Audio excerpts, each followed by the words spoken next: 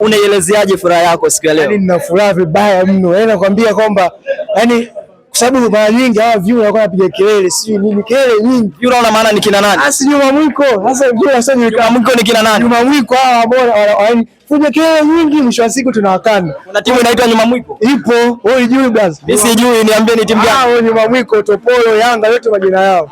Kwa hiyo hapa tumempiga Mwarabu yeye anaumia. Sasa sijui ni wapi, sijui ni Mwarabu, sijui nini. Kwa mwisho wa siku Zamalek tunamsubiri Zamalek.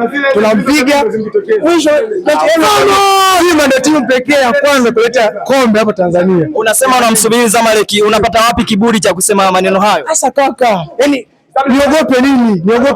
Niogope nini? Unasema unakiamini sana kikosi chako? Kikosi nakiamini, timu ninayo nakwambia. Timu ninayo, yani mwaka huu naleta kombe. Sio Zamalek tu. Naleta kombe hapa Tanzania. Sikia. Kombe naleta. Labda kama unajua historia. Ndio. Hapa kwenye uwanja wa Mkapa kuna mtu alicheza dakika 90 hakupata goli hata moja. Huyo ni nani ambaye mnamuongelea? Huyo ni Chura, kuna mwingine. Chura ni nani? Nyuma Mwiko. Yaani wakati dakika 90 wakashinda kupata goli moja. Goli moja uwanja wa Mkapa. Nyumbani.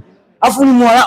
Jamani, neno moja kwa mashabiki wenzenu wa Simba Sports Club ambao wamejitokeza uwanjani siku ya leo na kuipa support timu ya Simba.